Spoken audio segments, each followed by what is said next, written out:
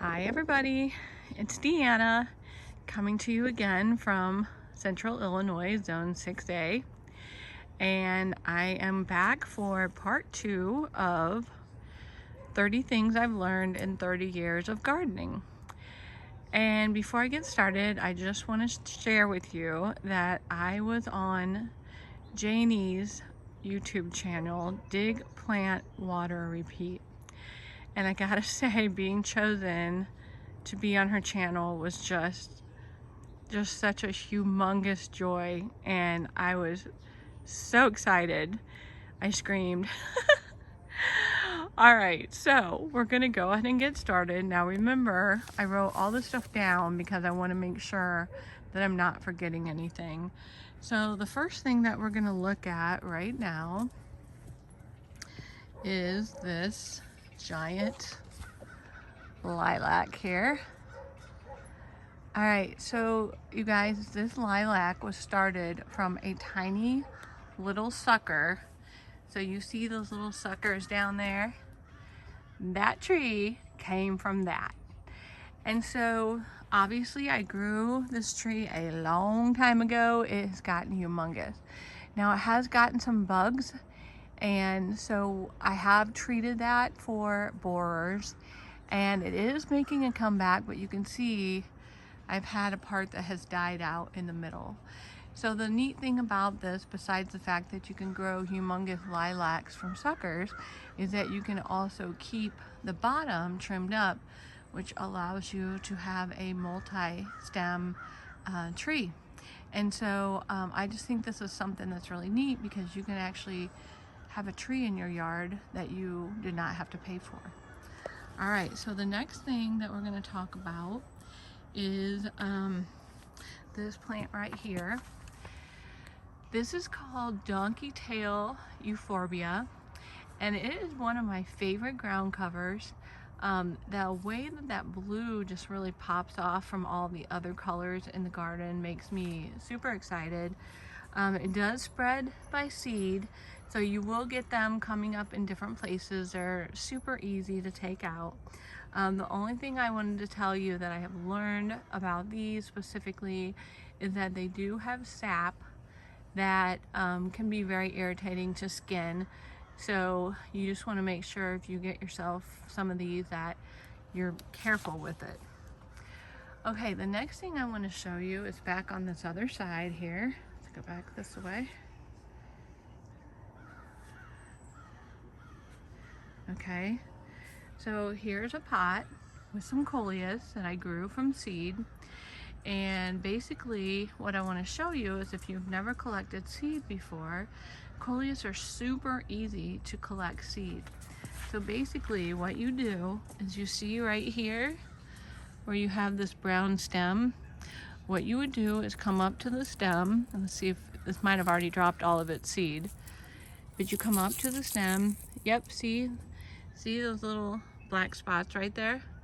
Those are coleus seeds. And so you just kind of take the stem and strip it, and you'll be left with a bunch of seeds. Now it looks like this one has already probably dropped a lot of seed into the pot. So I would bet that if we looked in there, there'd be some babies that have already started. So that's how you collect it, and it's just super easy to grow from seed. And pretty much all the coleus that you're gonna see has been coleus that I have grown from seed or overwintered it each year. Okay, so the next thing I want to talk about are the geraniums. So this may be pretty obvious to a lot of you, but I know there's people, I've gotten comments from people saying that they're fairly new to gardening. So I want to make sure I point this out.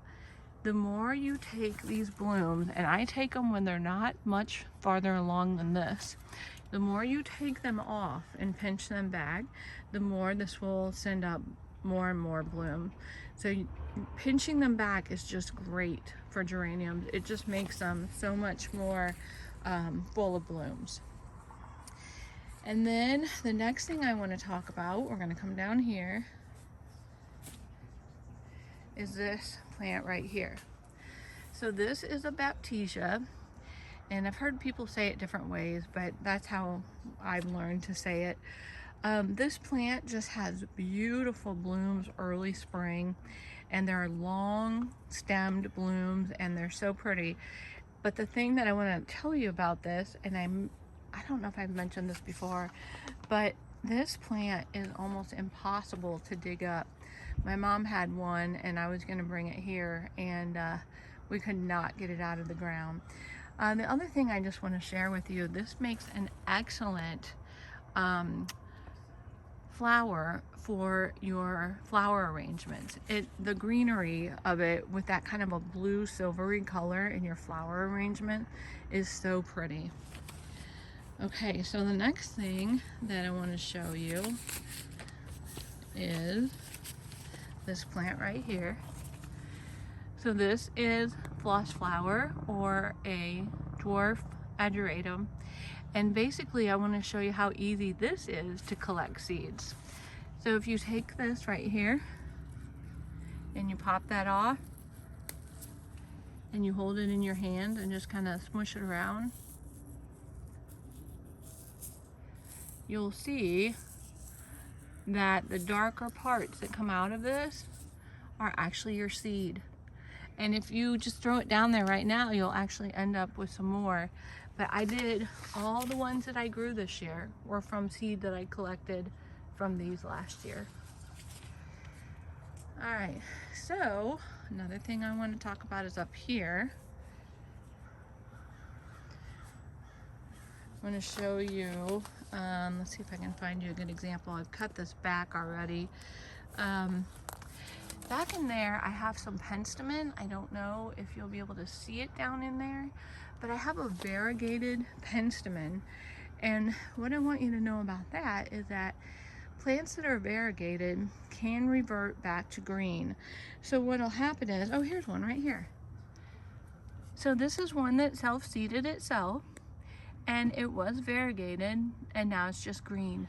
And that will happen, and you just have to realize that these plants can change from what they are, you know, bred to look like. And so that is the penstemon. And actually, I guess it's not so much variegated as it is supposed to be burgundy, and it really has just turned a plain green instead of being the burgundy variety. Okay, so one thing I want to show you back here is this is called pineapple mint. And one thing that, if you watch any other YouTube videos, you will find quickly that people will tell you not to put mint in the ground. Well, I did not know that this was mint. I'm pretty sure my mom gave it to me. Thought it was pretty, so I put it in. Let's look at that a little closer here. See the variegation on that? I love it. But here's the thing, it spreads everywhere. So just what I do is every year I just go in there and I just pull it almost completely out. And just know that you will never probably get it all, and it will just come back and fill in. And it's super easy to pull. So you just basically pull as much as you can get, and no, you won't get it all, and then you'll still have some without it being, you know, totally overtaking your garden. But smarter thing would be just to not put it in the ground. Okay, now I want to show you something over here. We might backtrack just a bit, but I want to show you something that I noticed that was so interesting. So see this right here? See my impatiens that are in the ground? See, there's one down there. But yet, yeah, let's get down here. Look at my impatiens in potting soil. Yeah, see the difference? They're about twice the size. It's amazing how much putting them in potting soil, at least with my soil, makes such a huge difference. Those are so tiny comparatively. So that's another reason why it's really fun just to put things in pots and put them in your garden, because then when things, you know, don't look good, dry out, whatever, you can just put that pot where you need some color. And this pot actually is pretty nifty. That, if you can see it, is just a holder for your hose. I got it off Facebook. I thought it looked really neat.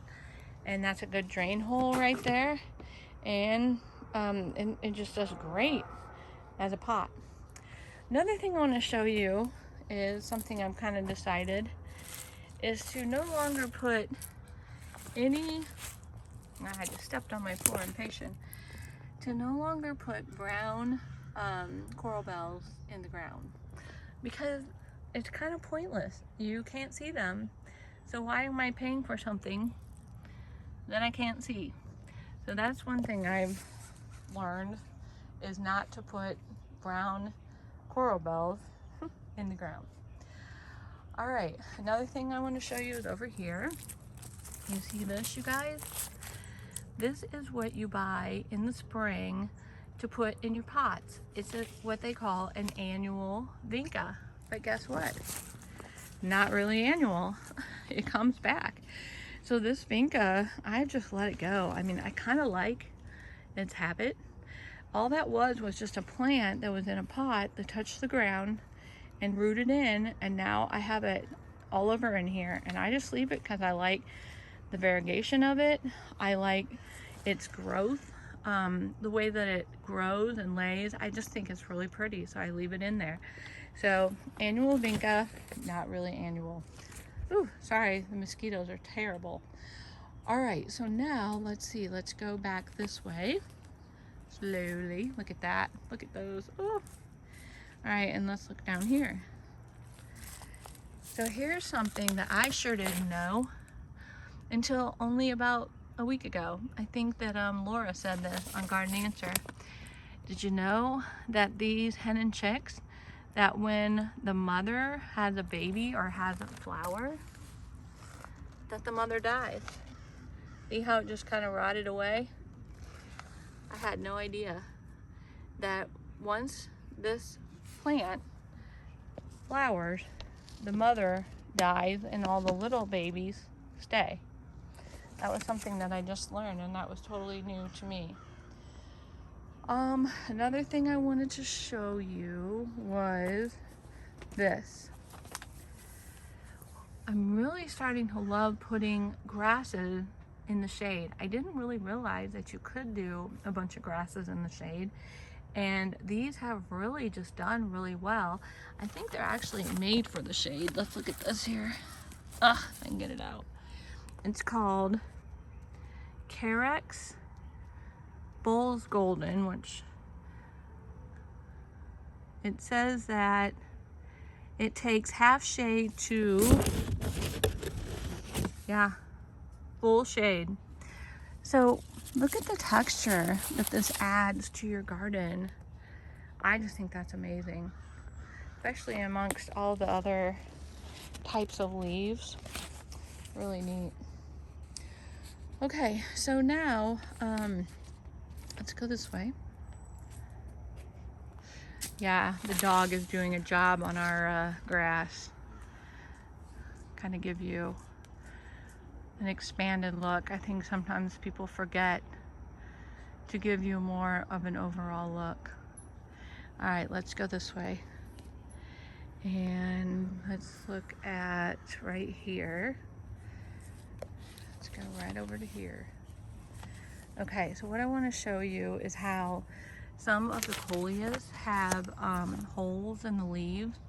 And I'm finding, oh, there's a good example right there. I'm finding that most of those holes are being put there by earwigs. And then if you go over here, the hostas have holes. And I'm pretty sure those are either earwigs or slugs. So I learned that you can do a slug bait, and it will also take care of earwigs, which is really nice. So I've started doing that in the garden.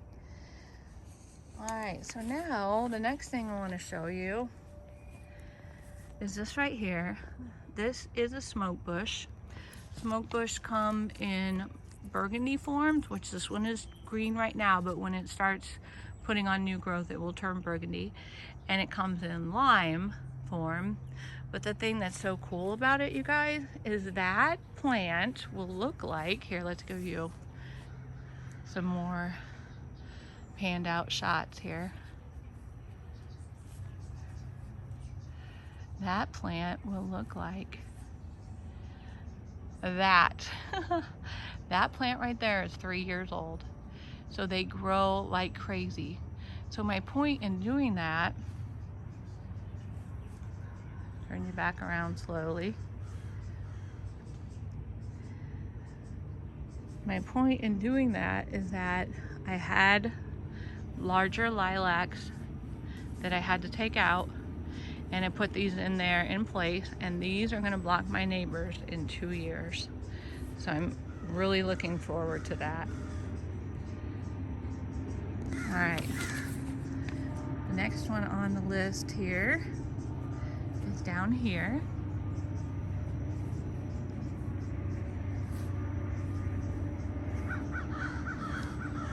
Main shade garden here.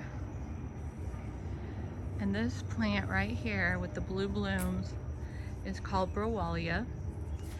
And this is the first time I've ever grown it. I bought it at the garden center.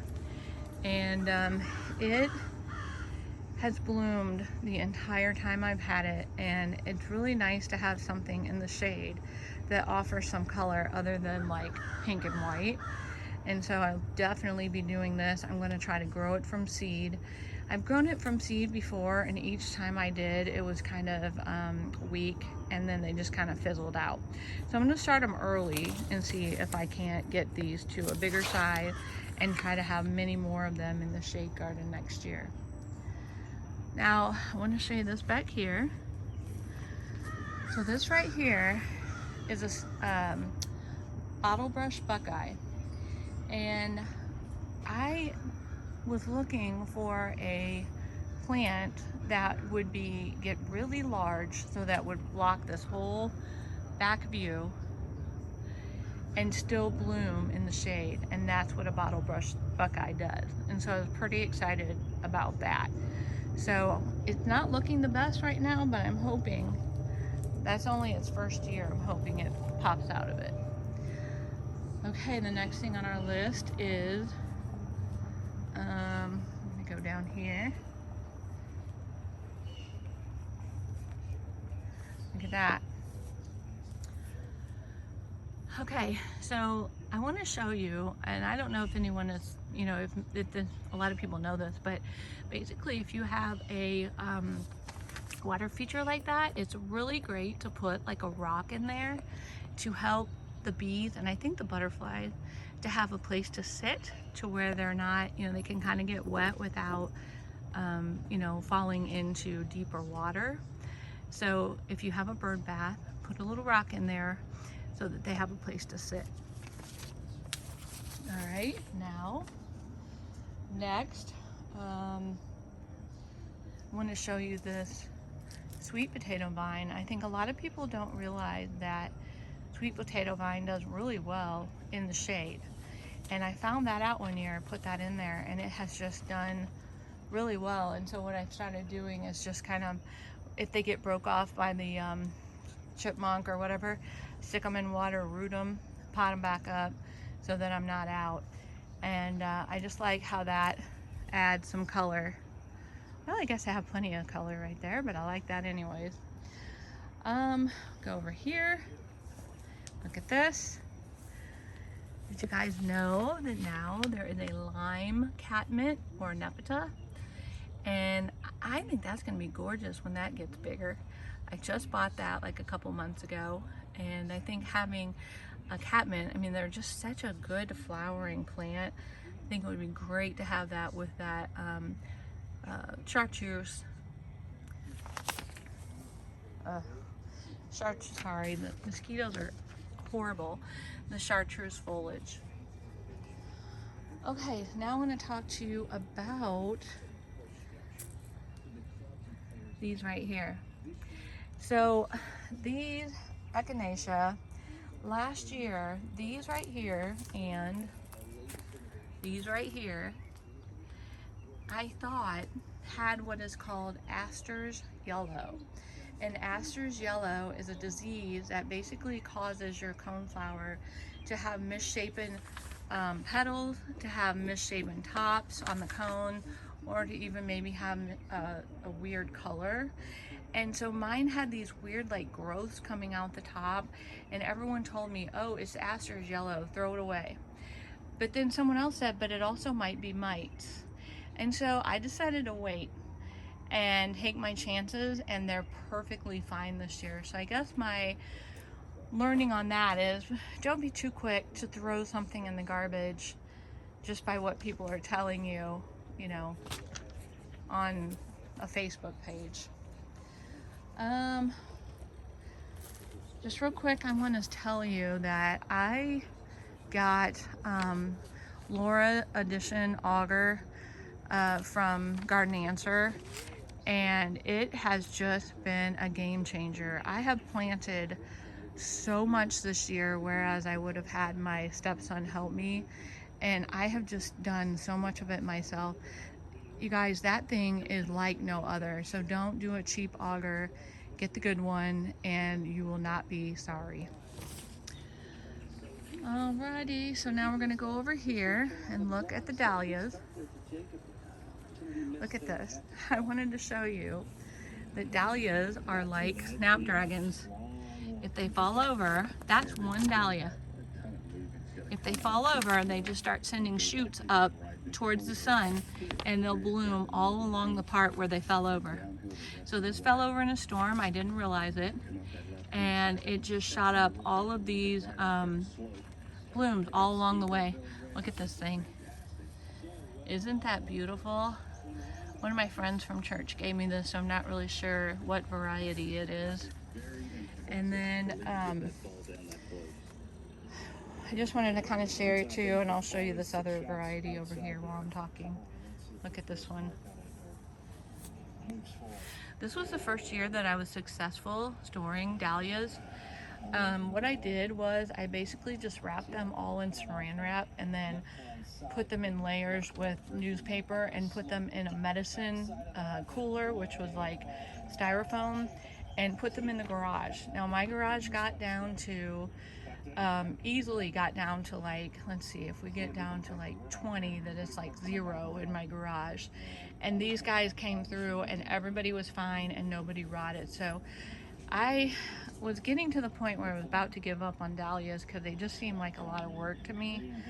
But I'm feeling like I'm maybe getting there and being more successful. The other thing I wanted to tell you about this is that you can also grow dahlias in grow bags. So I had a different plant in here, and so I spaced the dahlias every other one, and then when my friend gave me more, I put them into grow bags, and they have done really well. This one actually has 2, and you can see that it's about to bloom, and the other one is about to bloom. So even having 2 in that grow bag is working out just fine. Okay, you guys, so I tell you what, I have had just really honestly the week of my life. I met Laura this week. I met Greg Whitstock from The Pond Guy. I met Kevin from Epic Gardening, and I also was featured on Janie's show. So I'm telling you what, this has been quite the week for me, and I really want to thank you all who have decided to subscribe, because it's just been so exciting and I really appreciate it. All right, we'll see you guys in the next one. Bye for now.